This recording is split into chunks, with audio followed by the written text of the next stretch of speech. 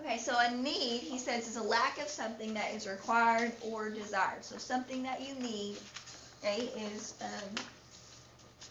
something that you have to have. So needs motivate us to act. Do you guys agree with that? Mm-hmm. And what are some examples? You need money, so you act and go get a job. Okay, you need money, you go get a job. What are some basic everyday things? You're hungry. You get hungry, you eat. Okay. Maslow defined a hierarchy of human needs that stated the lower needs have to be met before an individual can strive to meet the higher needs. Okay, this is his hierarchy of needs. Okay, so at the bottom we have physiological. What this means is those are physical needs. So what are some physiological needs that you have? Water, food, what'd you say? Shelter, elimination. What else? Do what? What? What did you say? Elimination. She said go back. Oh, okay. Your hygiene. Sleep. Anybody in here need sleep? I do. Okay, safety. This is like safety and security. Okay, this is how you, I guess I can go along here. Did we miss anything? Oh, that is something specific to physiological. Okay, if we don't have these, what's going to happen to us? Good night. Yes, we die. So this is at the very bottom. These are the first needs that have to be met. Oxygen, sleep, protection from extreme temperatures. You said shelter. Sensory needs and motor needs. What is that? Sensory needs is what? To be able to see around you, hear around you, touch. Yes. And then your motor needs? Be able to move around. Be able to move.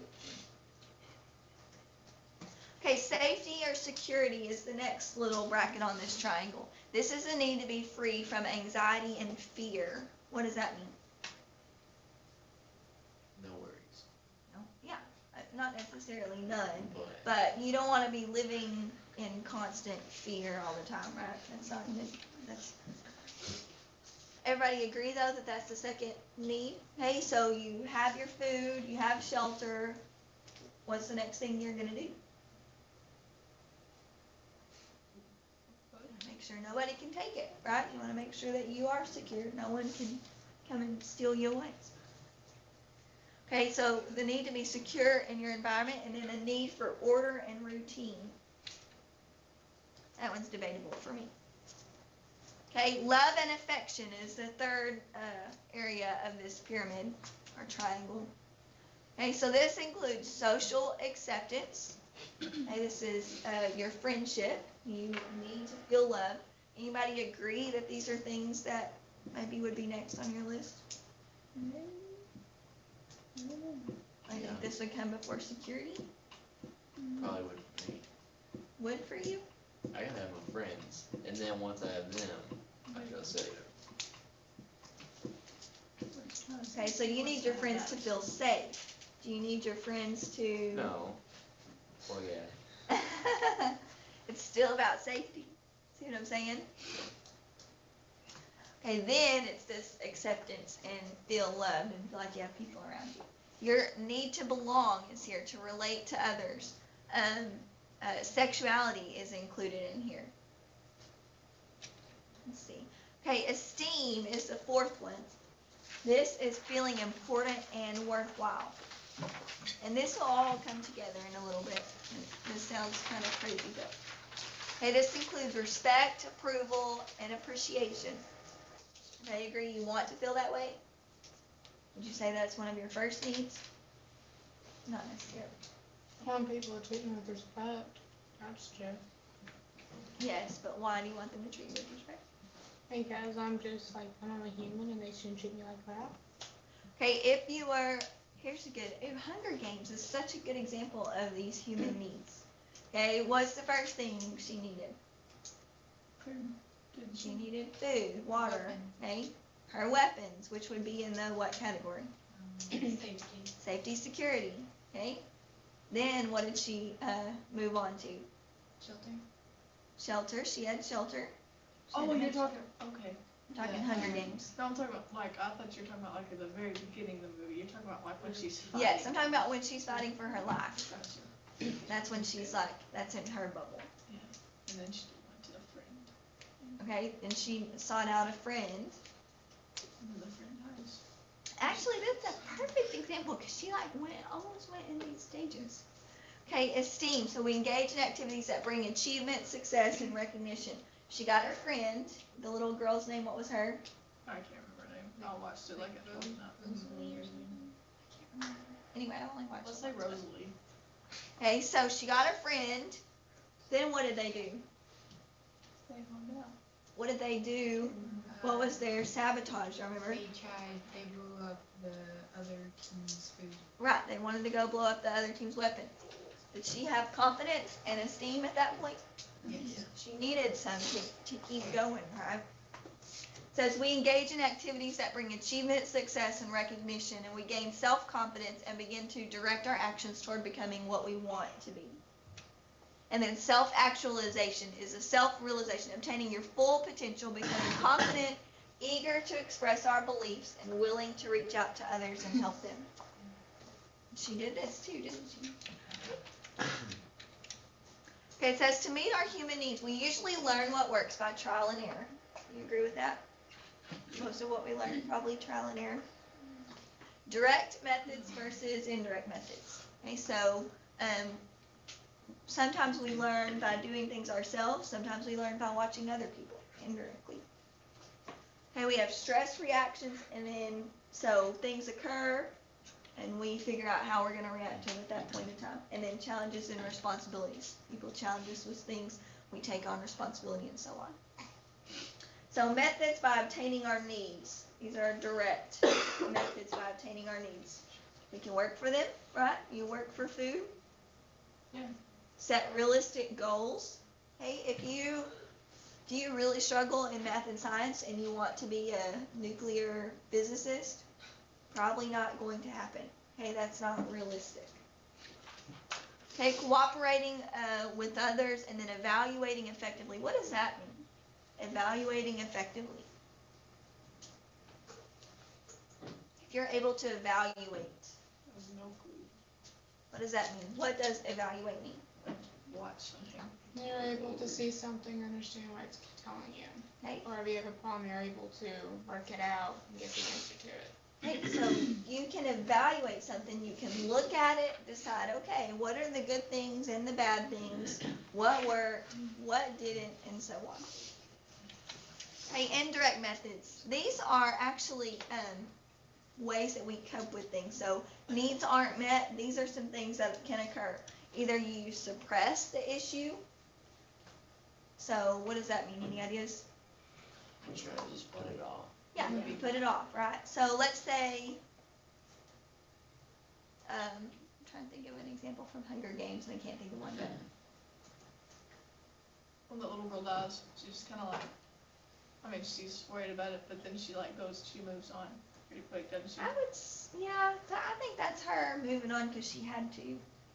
I would say suppression is more like, let's say you have a friend that really hurt you, and so your love and affection needs are on edge, okay, and but you're kind of passive aggressive, and so you just put it down, way down deep, and live with a chip on your shoulder. Then at that point, you know what I'm saying? That's suppressing it. It's like projection means you put your feelings on someone else.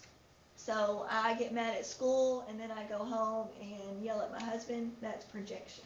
He didn't actually do anything. I'm just aggravated in general. Denial, obviously you deny things don't happen. Rationalization, say, oh, I did this for this reason. Okay, my needs, trying to give an example. Think of love and affection. Well, if you don't like me, I don't care because I don't like you either. You know what I'm saying? Even though it really did hurt your feelings, kind of thing. Compensation. What happens when you compensate? Try to make it right. You overdo on one thing to make up for another. Does that make sense? Like, I guess that's actually overcompensating. Do what? These are the little 5 things you always hear about when people on TV feel like something bad happens to them, like they're going through the first stage Yeah. and then the third stage. I was wondering where they This got is that part from. of, yeah, you do see these in those stages. Anyways, these can help us to cope for short times, but if they are used over a long period of time, they can actually be not help us at all. Okay, when those are all defense mechanisms. When they are inadequate, then we develop stress reactions. Okay, so chronic complaining and demanding behavior. If our needs are not met, do you see people doing this? Yeah. Sure. All the Yeah. time. When you think about it, somebody gets upset because someone doesn't like them. Definitely. Agitation with manipulative behavior. Everybody know what manipulative means? Somebody's manipulative. Yeah. That means they twist things around to get you to do what they want you to do. They might tell a fib, or they might, here's a prime example of manipulation, and this is terrible on my part. So my husband has this friend, and he always listens to everything he tells him. So sometimes, back in early parts of our marriage, if I had an idea, I knew my husband wasn't going to go for it if it was my idea, so I would tell this friend about my idea.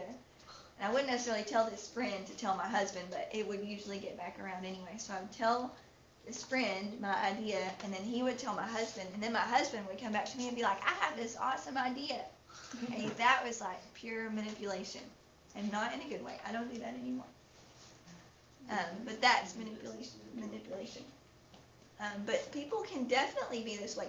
Think about it. What if somebody's physiological needs are not met? What are they going to do? Physiological needs. If they don't have food, what are they probably going to do? They could die, but what else? What are they going to do to get food? Manipulate people. That's what I do with Shiny. If I'm hungry and she's in the kitchen, I'm gonna manipulate her to give me food. Okay. Oh, yeah.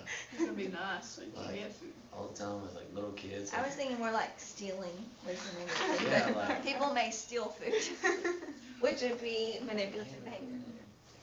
Or demanding behavior. Hey, restlessness. You're gonna have trouble sleeping. They're gonna be stressed. What do those things do to your body? Yeah. Give you high blood pressure. Then you have problems with the physiological part, right? Or the safety and security part. Depression can result in then withdrawal. To meet the needs of others, we have to constantly be thinking of this, okay? If I am a patient's nurse and they are in severe, severe pain, okay, that's a physiological problem. Now, if I go in and offer to sit down with them, tell me how you feel today, and try to offer some support or just companionship, what is their number one concern going to be? Their pain, right? Because it's a physiological need. And they're going to tell me how they feel about what's going on at the hospital or whatever if they are having severe pain. No, what do I need to do first? Take care of their pain. Give them their pain medicine. Then I can come back and ask questions. Does that make sense? So that need has to be met before they're going to address whatever else I ask them. Everybody see how that works with the needs? Okay, challenges in the healthcare field. Meeting the patient's needs to the best of your ability. Sometimes that's really hard, especially when you have a whole lot of patients. Okay, set standards of excellence for yourself. Make sure that you know what, like that, for example, with the pain. I need to fix their pain before I can expect them to give me logical answers about anything else. Okay, sometimes only you will know. Okay, like the sterile field. Sterile means nothing has touched it that is not sterile. Everybody know what sterile means? It means zero bacteria, none whatsoever. Not good bacteria, not bad bacteria, not anything. So like whenever I open it, like surgery is sterile. You know, they wash their hands for several minutes. They put on 2 pairs of sterile gloves. They hold their hands up like this. Everything that they have on at that point has never touched anything that had any kind of germs or bacteria on it. It has nothing on it. That's a sterile field.